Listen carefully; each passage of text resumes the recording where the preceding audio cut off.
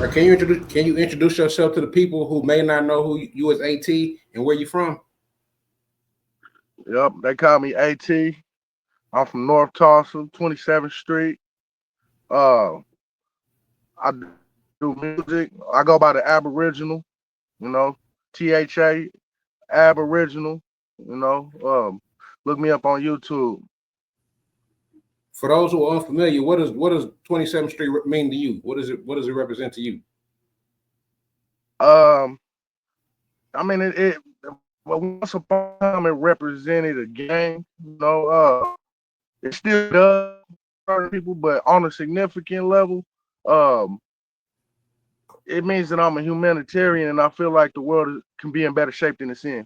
That's what the number 27 represents. Yeah, yeah. Because Yeah, also, that's what it represents. if you add the 2 plus 7, that's a 9, and that's the number of leadership. Yeah, yeah, yeah, Yeah, yeah, if you look at it in that aspect, you know what I'm saying. Uh, yeah, yeah, what yeah. was it like growing up on Deuce Seven? What was some memories, you know what I'm saying, that stand out the most to you in your early years? Ah man, it was hectic. We did a lot of shooting. I have to walk around with a gun.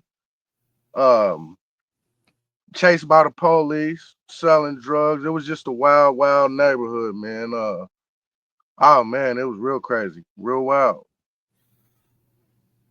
I know, like you said, I mean, the violence, the gang violence, and all that. So, I mean, I know you've lost a few friends over the years. Would you like to speak on any of your fallen soldiers and their influences on your journey? Yeah, man. I got a lot of them, man. I'm gonna put a few out there. Rest in peace, my man Robert Crisp. Rest in peace, Six Tray Fat Daddy. Rest in peace, Catfish. That's just a few of them from the hood, that we grew up Mhm. together, who just didn't make it. My day ones. Now we're gonna get into that as well. But last thing I'm gonna ask about the block is, what does it mean to you now to represent the block as an adult and as a businessman? Yeah, I mean, like we put a lot of negativity out here. Growing up in this block, I love my neighborhood so much. I'm just trying to reverse it. Give back. Kind of clean up what I messed up. That's why I'm always trying to do business on the block. I'm trying to open up, or one day I own a nephew store. I try to open up businesses, and uh, I teach the kids right. Like I don't even try to put nobody on no more. I see kids living around here. I try to. I'm kind of like a father figure to them in the neighborhood. Hey, I wasn't gonna say this, but just sitting there thinking, I'm like, damn, me and bro go all the way back to high school. You know, you gave me one of my first street names, Gorilla Low. I'm gonna Gorilla leave that love. word. Yeah, yeah, I remember that. Oh shit. But yeah, you know Hell what I'm yeah, I saying? remember that. Long time ago, you know, that, like I say, I was high school days. Niggas grown now. Oh yeah, we grown in the motherfucker now. Shit. And also, we're Hell gonna talk yeah, about man. I'll never forget. I remember it all. on everything. Yeah, yeah. When you name them first two names, you know what I'm saying? Rest in peace to Pug and Fats. But I remember Yeah, all us yeah. being held together.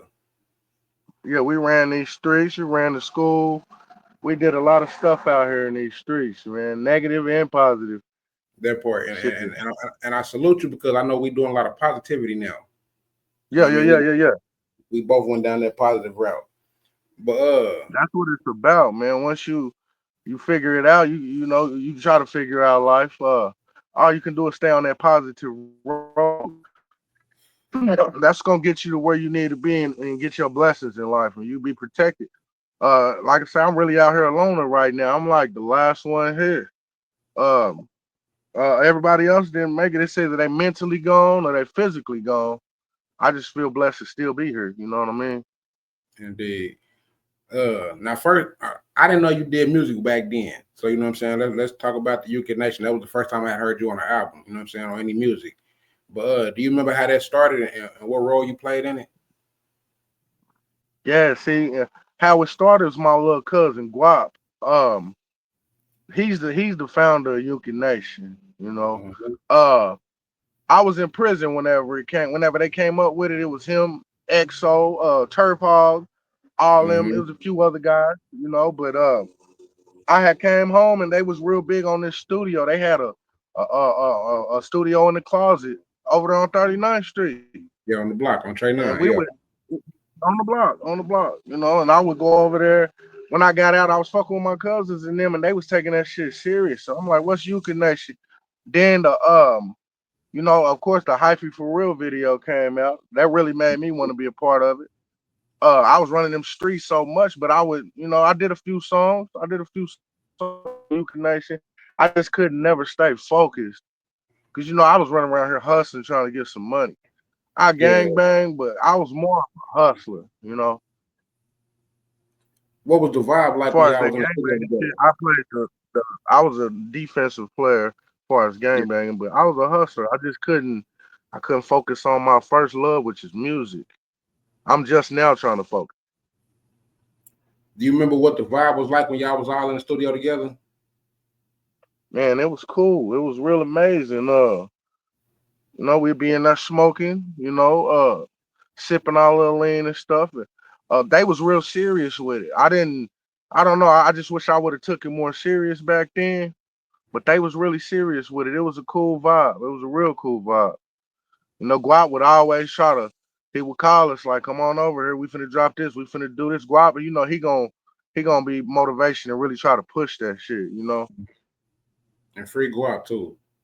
free Guap, free trade nine Guap, man. And everything, gritting with a purpose. You Yeah, know, that's grim what with a you got. purpose, straight up. He'll be Who were home some of soon. He knows law books. who were some of the most influential voices in that camp that pushed you lyrically or creatively? Guap, EXO, them was my favorite too. Yeah. EXO, that's my man's right there. You know, Guap, he always been on that positive stuff. You know, EXO, he gonna get you real hyped. You know, he be Mm, with that gas movement. You know what I mean? But yeah, to this day, EXO's he is my favorite rapper as far as Tulsa goes. But yeah, I would come home and be like, dang, man, they really dropping, they really doing this. You know, especially that hyphy for real. That kind of started it for me. Had me out here in the studio for real. And I got a lot of music. I just ain't did too much with it. I'm like a few years back. I'm just now starting to get my YouTube pages and stuff up. And a lot of people like the music. They don't even understand that all that music is really old. I that's what just I got was. that type of voice. I don't know. It's old. I try to make everlasting music. Like a lot of people be like, "Dang, when you drop this and the stuff I was speaking about a long time ago, like it's still Yeah, relevant today." You know? type shit. Yeah. I was Hell gonna ask yeah. you, did you think it was gonna blow up the way it did in the town? Nah, I mean that's because it was me playing though. I just didn't take it serious. That's why if I would have thought it was gonna blow up, I would have been right there the whole Yeah. time on every song. You know, I don't know. I everybody always told me that my music was good. I don't know. You know, when you a nigga from the hood, you don't think it's not too many of us who get out the hood make it doing music. So you kind of take it as a hobby. You don't take it serious. But I learned anything you put your energy into is gonna blossom. So I It's the same manifest. thing as my hustling or my working out. Like you do enough push-ups, eventually you're gonna get swole. You do enough hustling, eventually you're gonna end up balling.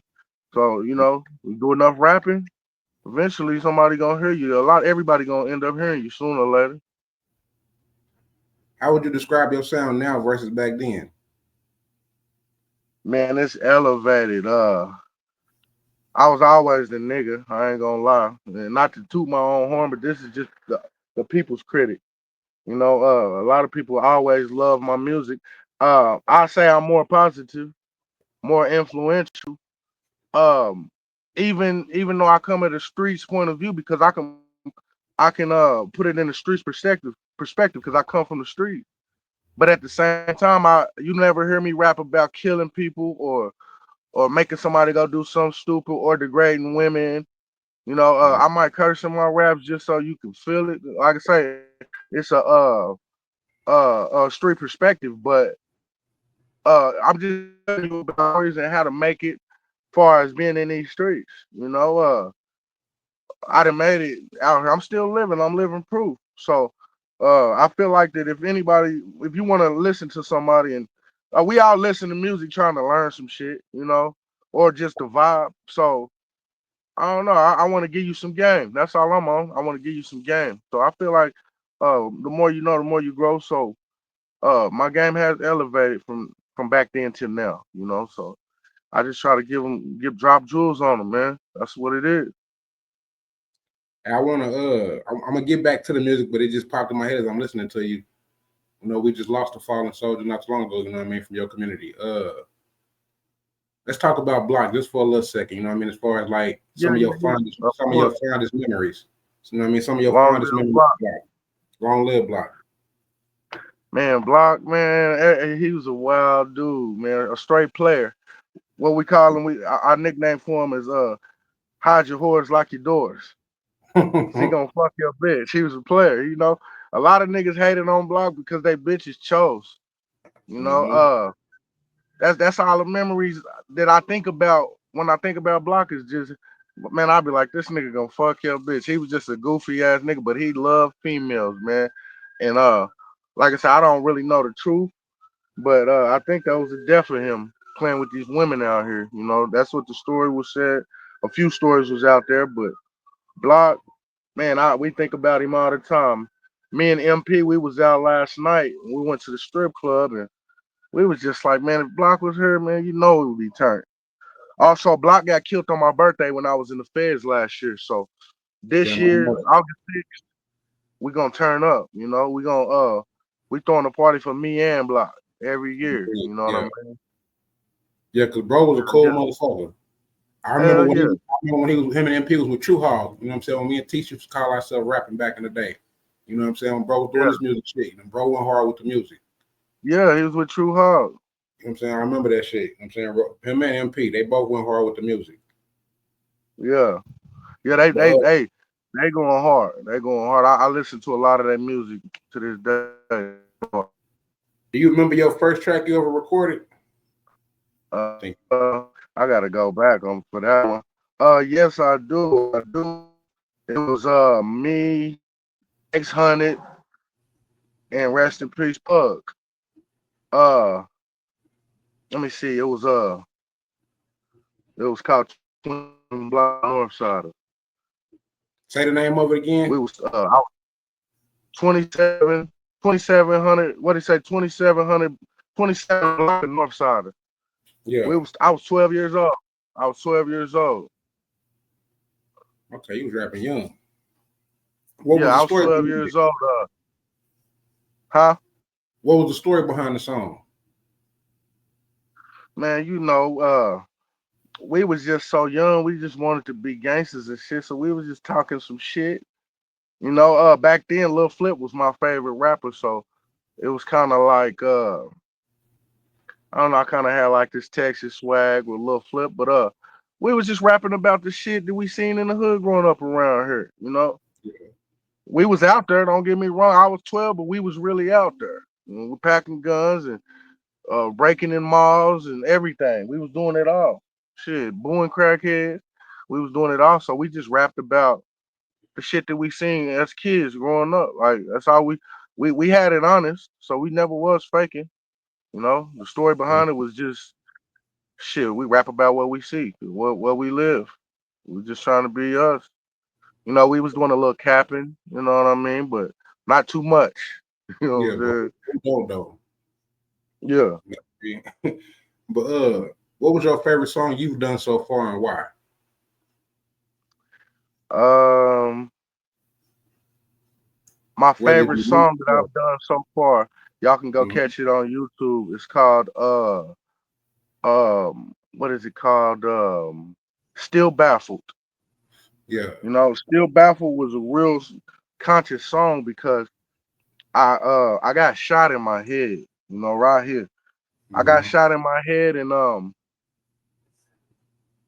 my baby mama, she was begging me and begging me and begging me to let it go. But I come from these streets. So I wanted to retaliate. So now I'm all over the place, back and forth with should I do this or should I let it go? Should I do this or should I let it go? And then one day she had she said you might as well put it in a song. I was trying to get the dude and he was hiding and all that. So still baffled is I was still baffled to be breathing. Still baffled to still be breathing. Like I can't believe that I'm still here after damn near getting killed. A nigga had me in the room with a and I was no escape route and he was busting. I lived. I like as soon as I seen the nigga shooting, I was like, damn, I done let him kill me. So it's the song is about a conscious thought of okay, I want this nigga dead, but damn, I got kids at the pad. Baby mama like chill, all this shit. It's just going back and forth with my thoughts and what Mm-hmm. I should do. Yeah, and that was my favorite song, as far as the one I've done. Yeah, and You yeah, know, yeah. What message or I've vibe been are doing you? a lot of collaboration here lately, though, huh? I'm about to say now. Go ahead, say that again. I said I've been doing a lot of collaboration here lately because I usually rap by myself. A lot of people tell me that I need to watch my features because a lot of people got their local swag and they sound. A lot of people tell me I sound like I'm supposed to be on TV. So yeah, What message but or now I'm vibe? on some shit like fuck it, just jump on whoever want to get you on there. You never know who's gonna blow or just get on whatever. Just get on there. That's the mentality I should have been had. I don't care. Just get on there. Yeah, see what it do. You know what I mean? See where it go. Yeah, just see where it go. I don't care who it is. Get on there. If they want me on their track, get on there. I don't care what they talking about because I could still put it in my perspective. Mm-hmm. You can be talking about a song could be kill that nigga, and I'm gonna get on there and talk about how I don't want to kill that nigga because I ain't on that. But I can still get on that song. You know what I mean? Yeah, yeah. Yeah. So like, what message or vibe do you deliver when you come with your music now? My message is first of all, um I give a lot of scenarios about what I done been through, and then I give the antidote on how to overcome them situations. That's my rap style right there. Is I rap about real life situations and how I've overcome them on a Okay. positive note. Right. Like I just done a song. I just did a song, and it's on that you can't stop the rain. Remember that beat? Mm-hmm. I had it recreated, and I was just talking about um the shit that I was going through and how I end up going to the feds, but I'll be back and how I'm gonna overcome this and all that. That's what I be on that type shit. Trying to overcome it. But because like I didn't listen to a lot of rappers that helped me overcome, especially Killer Tay from Yeah. Fresno, California. Uh, that was my favorite rapper growing up. Him, Lil Flip, but boy, he was my real on some gangster shit. Killer Tay was my favorite rapper, but Killer Tay could deliver it on some gangster shit and still be on some positive shit too. Now he got some Mm-hmm. negative shit, but at the same time, like that Thug Religion album, you Mm-hmm. know, that album helped me a lot in my life as a young man growing up, and that's kind of where I get my swagger from, far as my delivery is Killer Tay. I can put it in a street perspective and teach you how to overcome things. So you might be going through some shit and you'll listen to a song that I play, that I rap, and it might help you in these streets because I done been there before, especially to a younger nigga gang banging out here. It get hard on you whenever you don't got this shit figured out in these streets. Mm-hmm. And you out here and you in these streets and you in the middle of shit. You got niggas trying to kill you. The police is after you. It's a war on the young black man like a motherfucker. It's a war on all of us, but they want the young black man. If you notice, Mm-hmm. they don't really pull you over as an older black man around here, not too much. But when you're a young black man, they try to take your life before you get 21. And it's And I crazy know to hear how you hard it because I was thinking like I don't see him no more like I used to want to jump out on us and shit. You know what I mean? All in the projects and shit. But you're right though, because I become older, so I'm not gonna see him as much. They Yeah, more, that's what's going on. yeah, they They more don't focused want on to. you. They want to stop the young black man from prospering. They know that he's gonna be the guy. They Mm-hmm. know that we are him, not them, and they trying to stop that. They want to lock us all up. I be seeing on my Facebook page. I got people in prison on there. They be posting and they all in the cell. It ain't nothing but the young homies in prison right now. Mm-hmm. Mm-hmm. Wow. And Yep, see, yep, yep. and speaking on it, you know what I mean? Just I know you said you've done your time. If you don't mind Yeah. talking about it, what led up to that moment? What led up to prison? Yeah. Man, life's trials and tribulations. Uh, Trying to figure it out on drugs. Not knowing which way to go and not having nobody in my ear to tell me, uh, hey man, this is the way to go, or this is the way to do that, and you're moving so fast. All you know is to get money because one thing for sure, we need that to live. And Mm-hmm. next thing you know, you hit a brick wall when you in that cell. You're like, damn. You don't even be thinking when you ripping and running out here in these streets, gang bang, and you just trying to survive and get some money in your pocket. Then you taking all your stresses out with different women having sex with them. I don't know about the next man, but like I wanted to fuck to make myself feel better and to get away from my struggle. So that's why I was sleeping with so many different women and doing shit like that. But uh yeah, man, that's what led up to it is just out here with no direction, gameless, you know. Yeah, we didn't have nobody telling us, you know what I mean, stay on this path. Or, you know what I mean, go that path. Yeah, we had to figure it out. Yeah, I mean, real talk. You know, what was the biggest lesson prison taught you? See, I'm in a prison 4 times. I've been to the state 3 times, went to the feds once. Last time I went to the state was in 2012.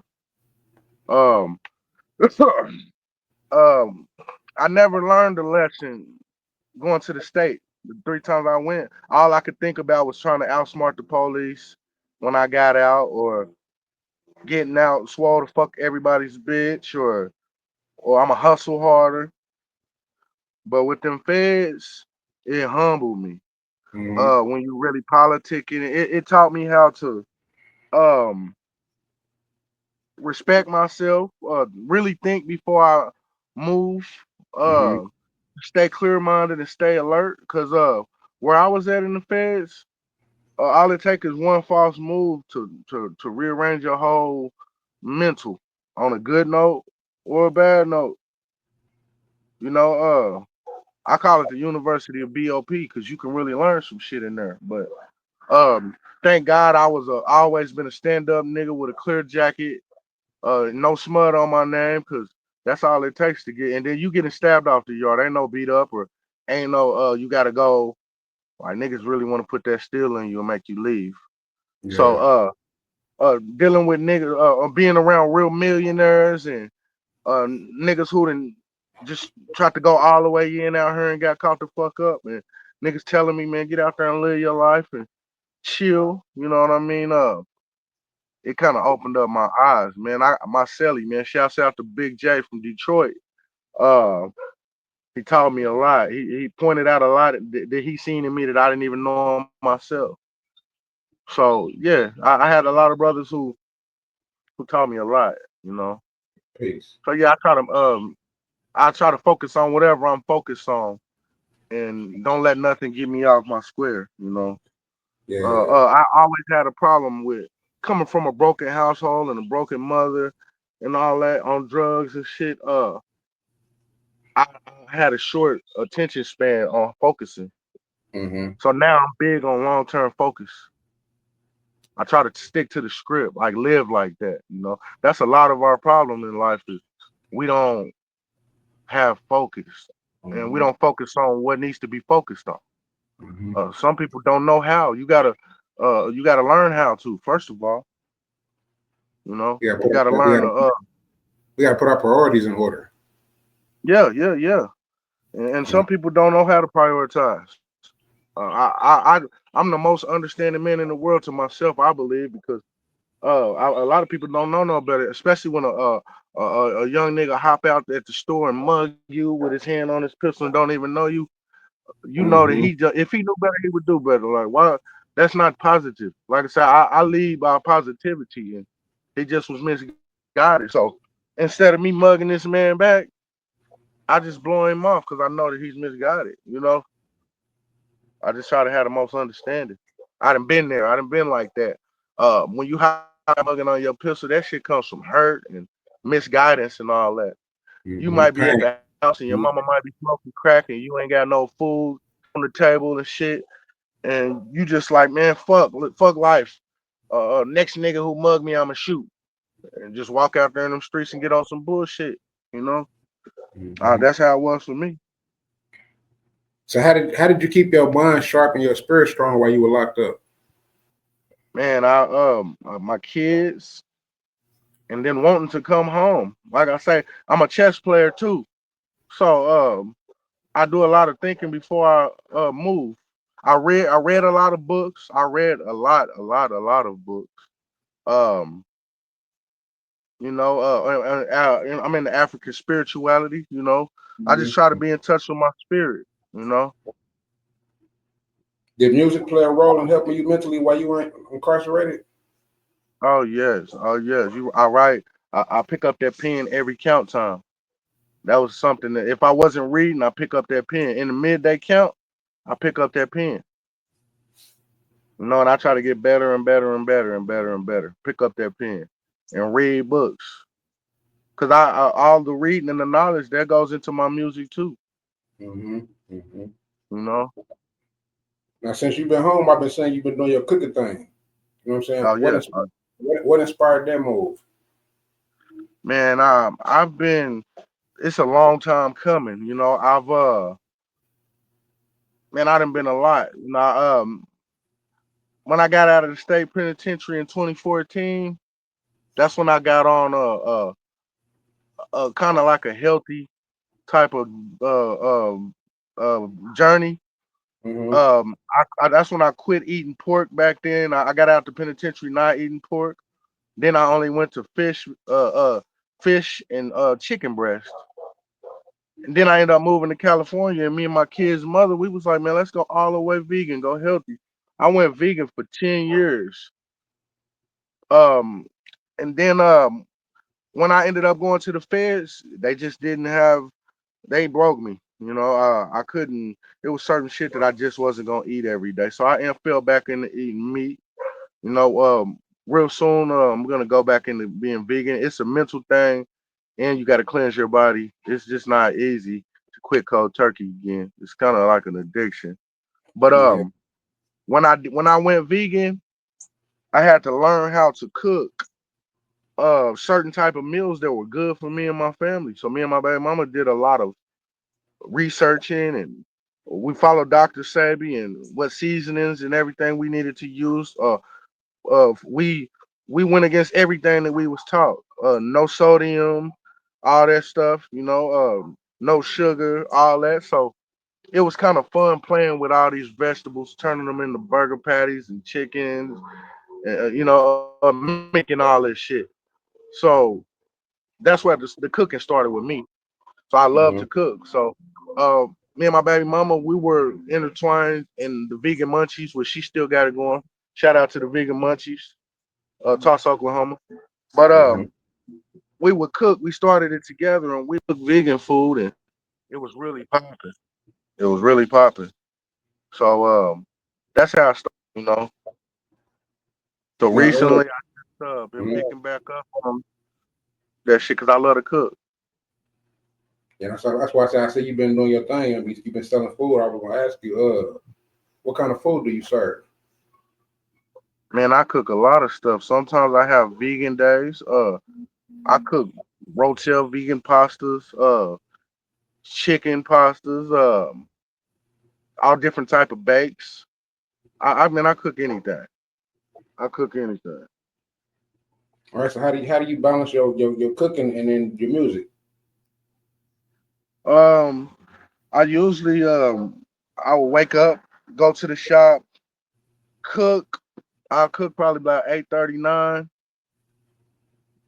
Shut it down by 6 or 6:30, Hmm. and then I would go to the studio. Okay. Indeed. Yeah, What would you but say? it's been about a week here lately since I've been in the studio because I'm trying to deal with a lot of stuff, and then I got shut down by the health department because I don't have the wash, rinse, sanitize sink. Okay. Plus, I'm looking for a new location because it's wild on Deuce Seven over here, and all the smokers in front of the store, like making it an eyesore. So, but yeah, still Yeah. coming though. Still coming. Yeah. Make sure y'all support too. Uh, what would you say to somebody coming out of prison who wants to start their own business, but they feel like they stuck? They don't have no opportunities. I would tell them to put, like I said earlier, whatever you put your energy into, it's gonna blossom. If it's what you really want to do, you'll get it done. Just like a nigga with no money who smoke weed, he gonna figure out how he gonna get high every day because he a weed head. So yeah, to a man coming home, just focus, man. Long term focus. Focus is the key. Consistency is the key. Awareness is key. You know, you got to stay on your 10 out here. You got to. You got to What's your vision for focus, the my next man. couple of years? Huh? What's your vision for the next couple of years? My vision for the next couple of years, um, I want to be on my way to owning a house. So I'll be renting to own. Um, cause I'm taking it slow, but hopefully I might own the house in a few years. No telling right now, but owning being a first time home owner. Um, I want to do a drywall company. I'm gonna have a drywall company. Nothing but drywall because that's what I specialize in. It's not gonna be a full construction, but it's gonna be a drywall company.